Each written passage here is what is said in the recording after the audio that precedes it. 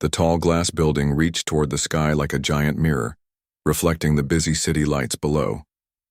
Inside, on the 40th floor, the offices of Sterling Industries hummed with the quiet energy of another late night.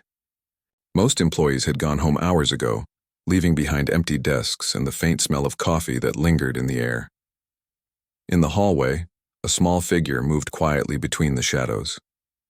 8-year-old Lily Chen pressed herself against the wall, trying to stay invisible as her mother worked nearby. The little girl had become an expert at this game over the past few weeks. She knew which floors creaked, which corners to avoid, and exactly how long she could explore before her mother would notice she was gone. Her mother, Anna, pushed her cleaning cart down the marble hallway, stopping at each office to empty trash bins and wipe down desks. Anna's shoulders ached from working 3 different jobs, but she never complained. Not in front of Lily, anyway. The young mother had learned to hide her exhaustion behind gentle smiles and bedtime stories, even when her own eyes burned with tiredness. Summer vacation had started 3 weeks ago, and with it came a problem Anna couldn't solve. Daycare was too expensive, and babysitters were hard to find for someone who worked nights. So Lily became her quiet shadow, spending evenings in office buildings and shopping centers, doing homework under fluorescent lights while her mother worked to keep their small apartment. Tonight was different, though.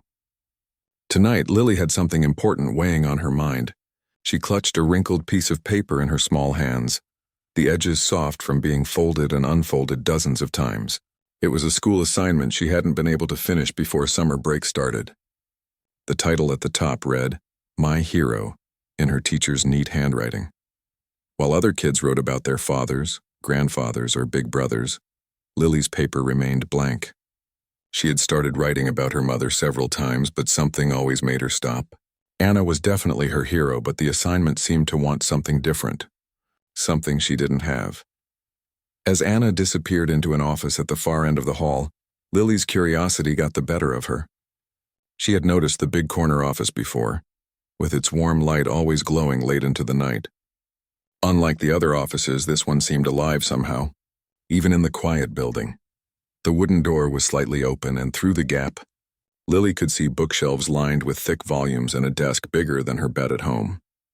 Her heart pounded as she approached, but something about the gentle light streaming out made her feel less afraid.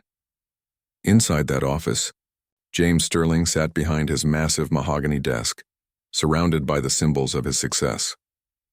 Awards covered the walls, photographs showed him shaking hands with important people, and a crystal paperweight caught the light from his expensive desk lamp. At 42, he had built an empire in the world of technology investments, turning small companies into giants and making millions in the process. But tonight, like most nights for the past 2 years, James felt the familiar weight of loneliness pressing down on him. His divorce had been finalized on a Tuesday morning, and since then his office had become more of a home than his empty penthouse apartment across town. Here at least he could stay busy. Here he could avoid the silence that reminded him of everything he had lost. The divorce had been messy and painful. His ex-wife had taken their 2 teenage stepchildren with her to another state, cutting off contact almost entirely. James had tried to maintain relationships with the kids he had helped raise for 5 years. But lawyers and hurt feelings had built walls that seemed impossible to climb. Now he worked until exhaustion forced him home, only to return early the next morning. His assistant often joked that he should just put a bed in his office, not knowing how seriously he had considered it. As James reviewed quarterly reports, his tired eyes struggling to focus on the numbers, he heard something that made him pause. A gentle knock on his door, so soft he almost thought he had imagined it. "Come in," he called, expecting to see Anna apologizing for some interruption. The cleaning lady was always polite, always careful not to disturb him during his late-night work sessions. Instead, a small face peered around the doorframe. Wide, dark eyes looked up at him with the fearless curiosity that only children possess. Lily stepped into his office, her sneakers silent on the thick carpet, still clutching that wrinkled paper in her hands. James blinked, certain he was seeing things. In all his years of working late, no child had ever wandered into his office. For a moment, neither of them spoke. The little girl studied his face while he tried to process this unexpected visitor. "Hello?" Lily said finally, her voice small but clear in the quiet office. "Are you the boss man?" Despite his surprise, James felt his lips twitch into something that might have been a smile. "I suppose I am. Are you Anna's daughter?" Lily nodded, taking another small step into the office. The warm light from James's desk lamp made everything seem less scary than she had imagined. The man behind the desk didn't look angry or mean like she had worried he might. He just looked tired, the same way her mother looked at the end of long days. "I have a question," Lily said, unfolding her paper with careful hands. "It's kind of important." James leaned back in his leather chair, intrigued despite himself. "What kind of question?" Lily took a deep breath, the way she did before jumping into the deep end of the community pool. "I saw on TV that rich people can buy anything they want. Like boats and cars and big houses. That's sometimes true," James replied carefully, wondering where this conversation was heading. "So," Lily continued, her words coming faster now as her courage built, "I was wondering if you could help me buy something. I have $2.37 saved up, but I think what I need costs more than that."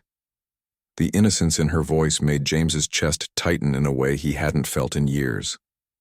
"What is it you're trying to buy?" Lily held up her school paper, the assignment that had troubled her for weeks. "I need to write about my hero for school, but all the other kids have dads or grandfathers or brothers to write about. I don't have any of those."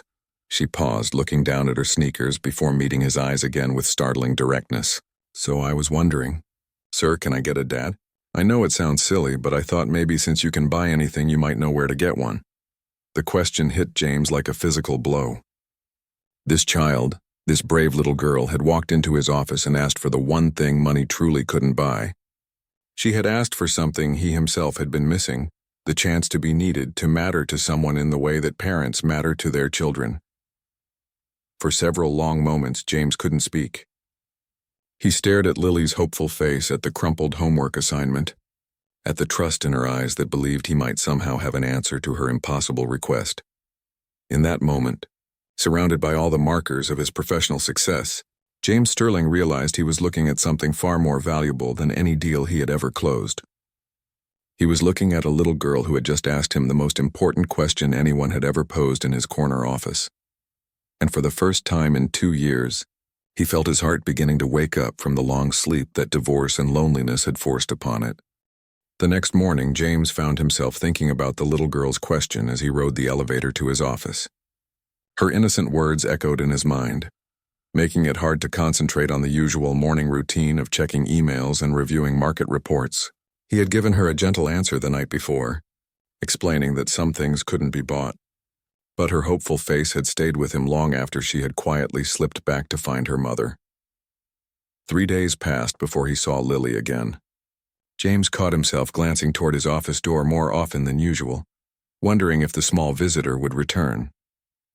When she finally appeared on Thursday evening, peeking around his doorframe with that same curious expression, he felt an unexpected warmth spread through his chest. "Hello again," she said softly, stepping into his office with a bit more confidence than before. "Are you still working on important boss stuff?" James couldn't help but smile at her description. "Something like that. How was your day?" "Pretty good," Lily replied, moving closer to his desk. "Mama took me to the library this morning before her other job. I found a book about space rockets. Did you know that astronauts eat floating food?" For the next 20 minutes, James found himself learning about space travel from an 8-year-old who spoke with the excitement only children could bring to new discoveries.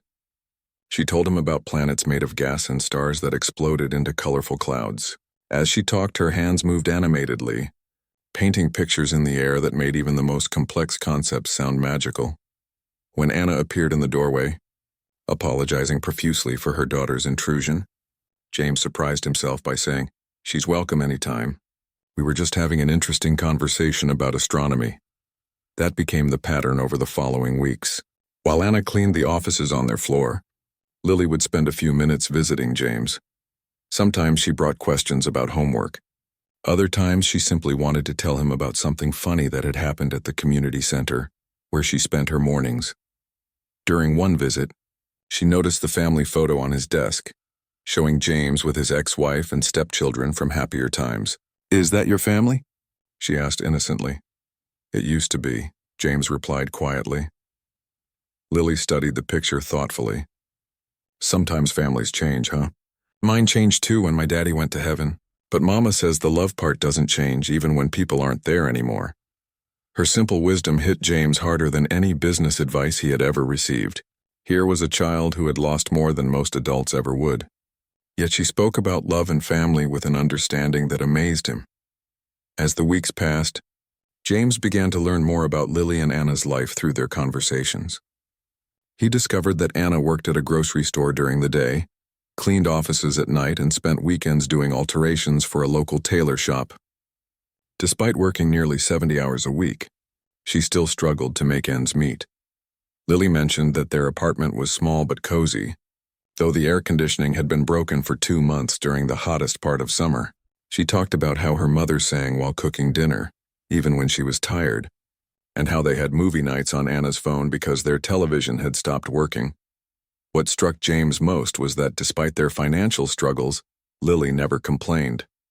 She spoke about their life with genuine contentment, finding joy in small things like finding a quarter on the sidewalk or discovering a new book at the library. One evening, Lily arrived at his office carrying something behind her back. "I made you something," she announced, her eyes bright with excitement. She pulled out a drawing made with colored pencils on construction paper. It showed a tall building with windows, and inside one window was a stick figure man sitting at a desk. Above the building, she had drawn stars and a smiling sun. "That's you in your office," she explained proudly. "And I put stars because you work so late you probably see them more than most people. The sun is smiling because you always listen to me, and that makes me happy." James felt his throat tighten as he looked at the simple drawing. No expensive artwork in his office had ever meant more to him. "This is wonderful, Lily. Can I hang it up?" Her face lit up with joy as he carefully taped the drawing to the wall beside his desk, right next to his MBA diploma and business awards. The colorful paper looked out of place among the serious certificates, but somehow it made the whole office feel more alive. The following week, Lily brought him a paper airplane she had folded from a page in an old magazine. "I learned how to make it fly really far," she said, demonstrating with a gentle toss that sent the plane sailing across his office. James found himself laughing as he retrieved the plane, something he realized he hadn't done genuinely in months. They spent the next few minutes perfecting their throwing technique, with Lily offering serious coaching tips about angle and force. "You're getting better," she said approvingly after his plane made a particularly smooth flight. "And maybe you could be a pilot if the boss job doesn't work out." These small gifts became a regular part of their visits. A flower she had picked from the building's landscaping, carefully pressed between the pages of a book. A smooth rock she found that was almost perfectly round. A friendship bracelet made from colorful string she had gotten at the community center. Each token was presented with such genuine joy that James found himself looking forward to these moments more than any business meeting. He began staying later at the office, not to avoid going home, but hoping to catch those precious few minutes when Lily would appear at his door with her latest discovery or story. During one particularly touching visit, Lily asked if she could see the view from his windows. As they stood looking out at the city lights, she pressed her small hand against the glass and said, "It's like being in a castle in the sky. You must feel like a king up here. Sometimes it feels more like a prison," James admitted quietly, surprised by his own honesty. Lily looked up at him with those wise eyes. "My mama says that being lonely is like being hungry, but for people instead of food. Maybe you just need more people in your castle." Her innocent observation struck him deeply. This child saw things so clearly, without the complicated layers adults wrapped around simple truths. She had identified something about his life that he had been trying to ignore for years. As autumn approached, James realized that his entire evening routine had changed. He no longer dreaded the quiet hours after his staff went home. Instead, he found himself anticipating the sound of small footsteps in the hallway and the gentle knock that meant his favorite visitor had arrived. Without realizing it, both James and Lily had begun filling empty spaces in each other's lives. For him, she brought laughter, wonder, and a reminder of what truly mattered. For her, he provided the patient attention and encouragement that every child deserves, but not every child receives. Their friendship was growing stronger with each passing day, built on nothing more complicated than genuine care and the simple joy of having someone who was happy to see you. The change in James started small, so subtle that even he didn't notice it at first. It began with him paying attention to things he had never considered before. When Lily mentioned during one of their evening chats that her mother had been coughing for weeks but couldn't afford to see a doctor, something inside him shifted. That weekend, James found himself reviewing the employee benefits package for custodial staff, something he had never bothered to examine in his 12 years of running the company. What he discovered made him uncomfortable. The cleaning crew, including Anna, received minimal health coverage that barely covered basic checkups, let alone any serious medical needs. By Monday morning, James had called a meeting with his human resources director. "I want to upgrade the health insurance for all our custodial and maintenance staff," he announced, sliding a folder across the conference table. "Full coverage, same as what we provide for management." His HR director blinked in surprise. "Sir, that's going to increase our costs significantly. These employees are contracted through a cleaning service, so technically—" "Make it happen," James interrupted firmly, "and I want it retroactive to the beginning of this month." When Anna received the letter about her new health benefits 2 weeks later, she stared at it in disbelief. She had been working for the cleaning company for 3 years, and benefits like these were something she never thought she would see. That evening, as she shared the news with Lily while they ate dinner from paper plates in their small kitchen, tears of relief rolled down her cheeks. "Does this mean you can go to the doctor about your cough, Mama?" Lily asked, her young face serious with concern. "Yes, baby," Anna whispered, pulling her daughter close. "It means a lot of things are going to be easier now." The next evening, when Lily visited James's office, she surprised him by walking straight up to his desk and giving him the biggest hug her small arms could manage. "Thank you," she said simply, her voice muffled against his suit jacket. James felt his chest tighten with emotion as he gently hugged her back. "For what?" "Mama says angels sometimes look like regular people and they help families when they need it most," Lily replied, stepping back to look at him with those wise eyes. "I think you might be one of those angels." James cleared his throat, not trusting his voice to remain steady. He had closed million-dollar deals without feeling a fraction of the satisfaction that this child's gratitude brought him. As the weeks passed, James found himself noticing other small problems that he had the power to fix. During one of their conversations, Lily mentioned that she had trouble doing her homework while waiting for her mother to finish work because the break room was too noisy and the lighting was poor. The next day, James walked through the building with fresh eyes, eventually stopping at a small conference room that had been unused for months. It had good lighting, comfortable chairs, and was far enough from the main work areas to be quiet in the evenings. Within a week, the room had been transformed. A child-sized desk appeared along with a comfortable reading chair and bright desk lamp. James had his assistant stock it with basic school supplies, pencils, erasers, rulers, and plenty of paper. When Lily discovered her new homework corner, she stood in the doorway with her mouth open in amazement. Is this really for me?" she asked, running her fingers over the smooth surface of the little desk. "It's for anyone who needs a quiet place to work," James replied, though they both knew it had been created specifically for her. That night, Lily completed her math homework with more focus than she had managed in months. The quiet room, good lighting, and comfortable chair made all the difference in her ability to concentrate. When Anna came to collect her daughter at the end of her shift, she found Lily sitting proudly at the desk, showing off her neatly completed assignments. James's next project came about after overhearing Lily tell him about the mobile library that visited her neighborhood once a week. She loved books but could only check out 2 at a time, and she read so quickly that they never lasted until the next visit. The following Monday, James appeared at the company break room with several boxes of children's books he had ordered online. He spent his lunch hour arranging them on a bookshelf he had purchased, creating a small library corner. Adventure stories, science books, fairy tales, and educational books about everything from dinosaurs to distant planets filled the shelves.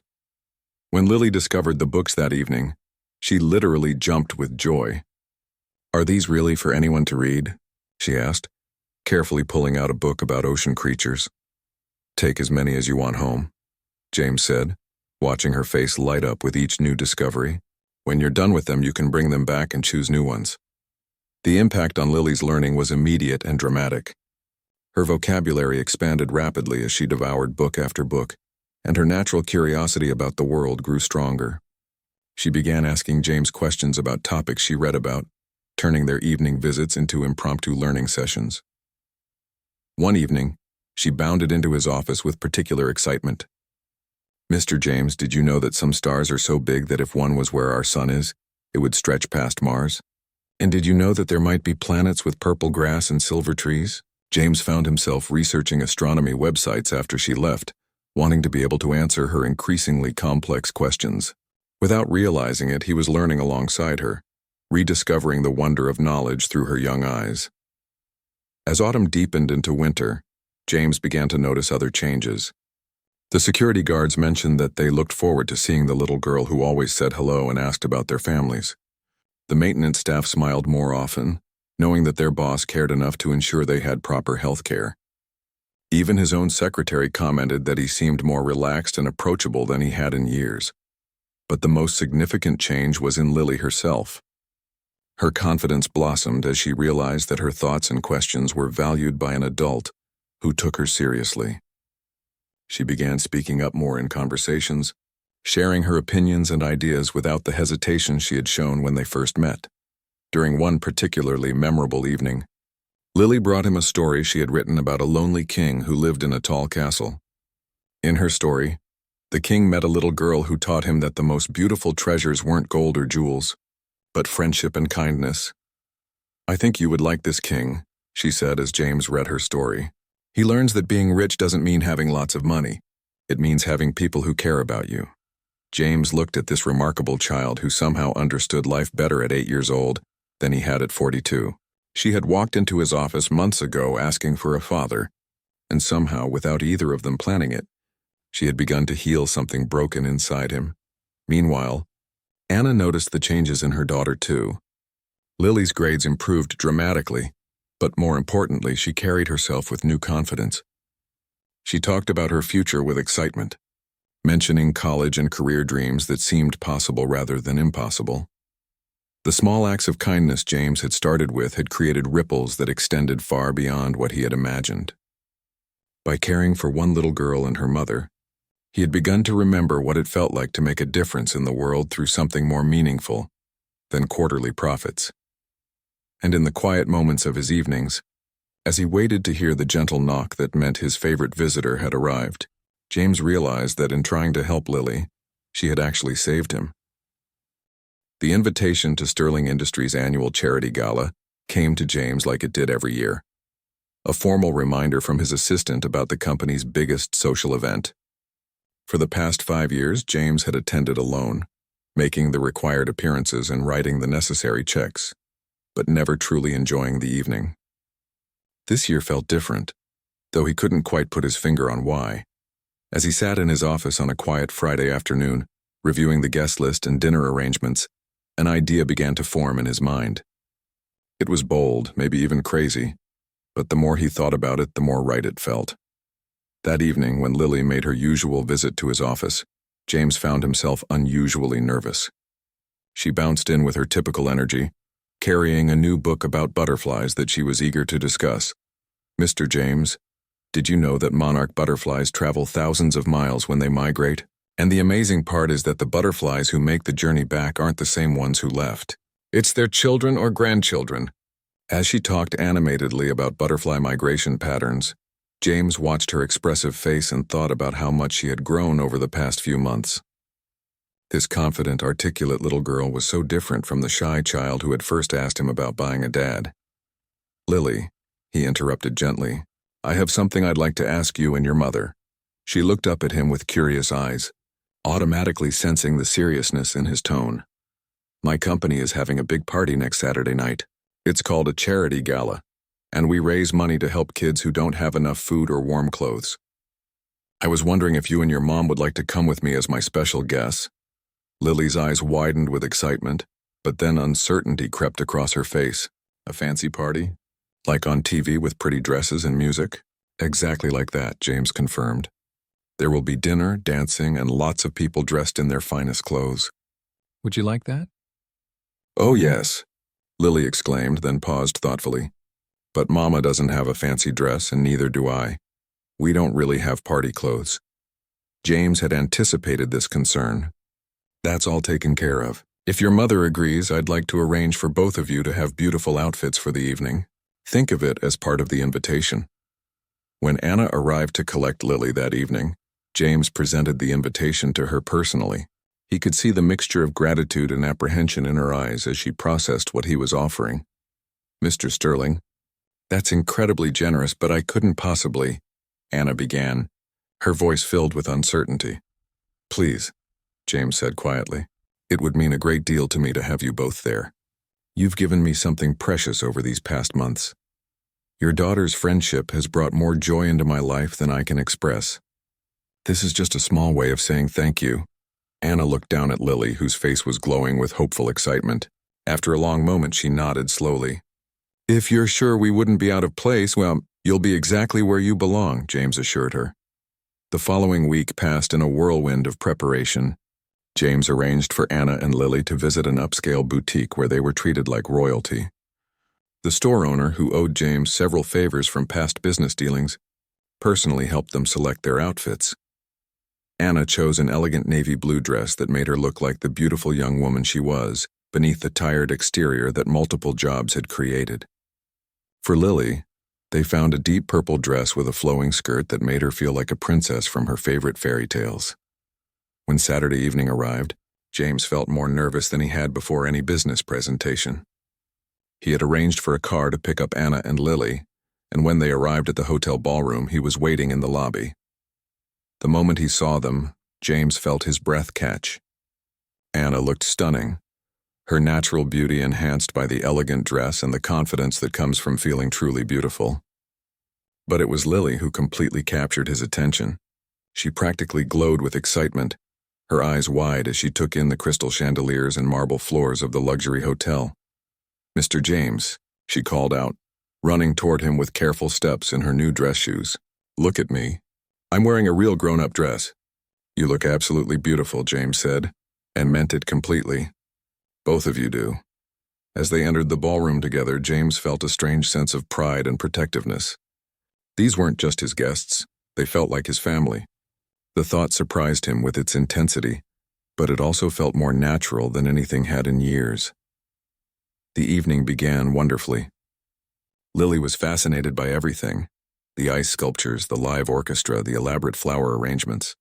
She asked polite questions of the waiters, thanked everyone who complimented her dress, and charmed several of James's business associates with her genuine curiosity about their work. During dinner, she listened intently as James explained how the charity auction worked, and she applauded enthusiastically when large donations were announced. You're helping so many kids, she whispered to him during one particularly impressive bid. Anna, meanwhile, surprised James with her natural grace in social situations. Despite her nervousness about fitting in, she conversed easily with the other guests, her intelligence and warmth quickly winning people over. Everything was perfect until they encountered Robert Morrison, a wealthy investor who had too much to drink and too little sense to keep his opinions to himself. James was introducing Anna to some colleagues when Morrison approached their group. Sterling, Morrison said loudly, his words slightly slurred. Interesting choice of companions this evening. Bringing the help to the party now, are we? The conversation around them stopped abruptly. James felt his jaw tighten with anger, but before he could respond, a small voice spoke up clearly and confidently. Excuse me, sir, Lily said, stepping forward to face Morrison with remarkable composure. My mother isn't the help, she's Anna Chen, and she works harder than anyone I know to take care of our family. Morrison looked down at her with amusement, not realizing the storm he was about to encounter. She gets up before the sun to go to her first job, then goes to her second job, and then comes here at night to make sure all the offices are clean and beautiful for people like you. Lily continued, her voice growing stronger. And Mr. James knows that the most important thing about people isn't how much money they have, it's how kind they are, and how hard they work to help others. The little girl looked around, at the silent crowd that had gathered to listen. My mama taught me that everyone deserves respect no matter what kind of work they do. Maybe your mama forgot to teach you that. The ballroom fell completely silent. Morrison's face turned red, whether from embarrassment or anger it was hard to tell. But before he could respond, other guests began to murmur their approval of Lily's words.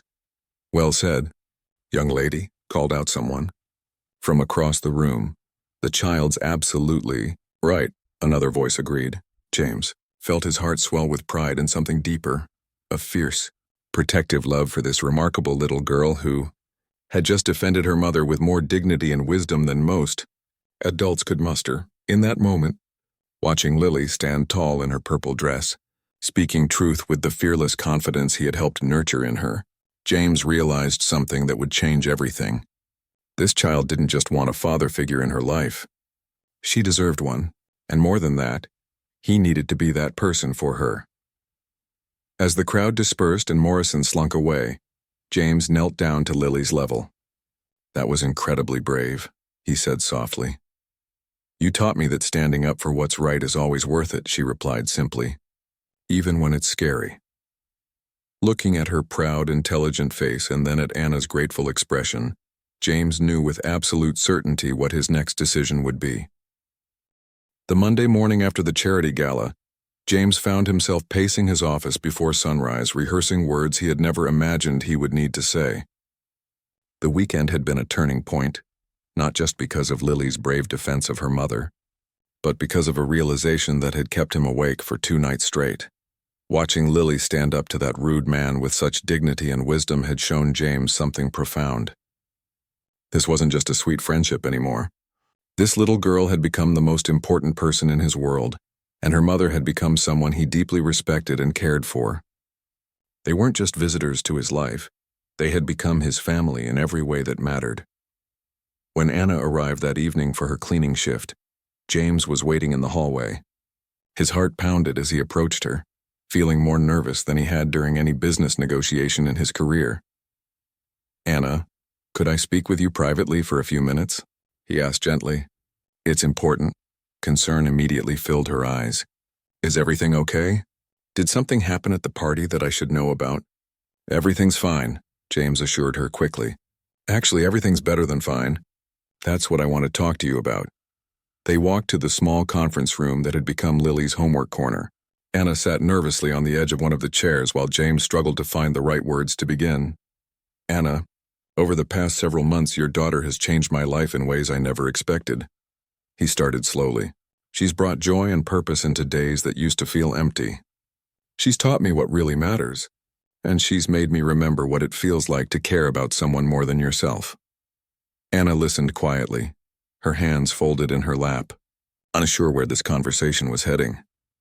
"What I'm about to ask might sound crazy," James continued, "and I want you to know there's no pressure at all. If you say no, nothing changes between us. Your job is secure and I'll still be Lily's friend for as long as you'll allow it."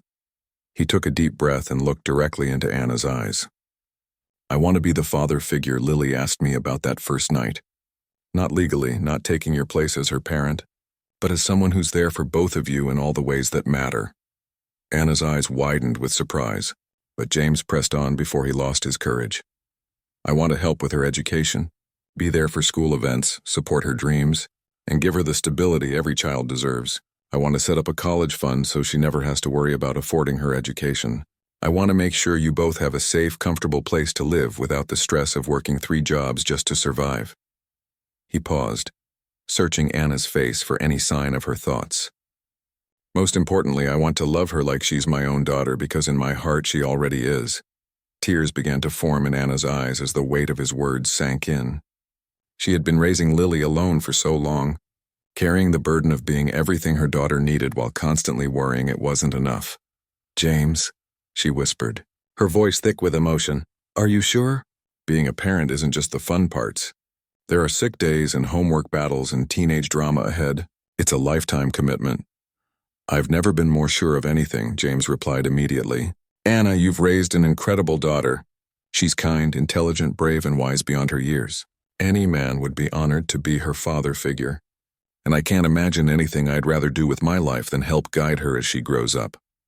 Anna was quiet for a long moment, wiping tears from her cheeks as she considered his proposal. Finally, she looked up at him with a mixture of hope and determination.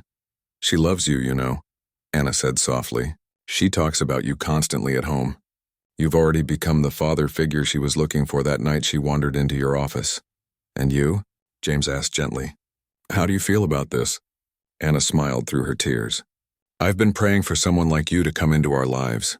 Someone who could give Lily the opportunities and guidance I can't provide on my own. I just never imagined it would actually happen. That evening, they sat down together to explain the arrangement to Lily.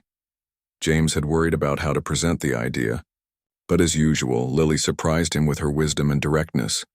So you want to be like my dad, but also let Mama stay my mama? She asked, looking back and forth between them. Exactly, James confirmed. Your mother will always be your parent. I just want to be another person who loves you and helps take care of you. Lily was quiet for a moment, her young mind processing this development. Then her face broke into the biggest smile James had ever seen. Does this mean I can finally finish my school report about my hero? She asked excitedly.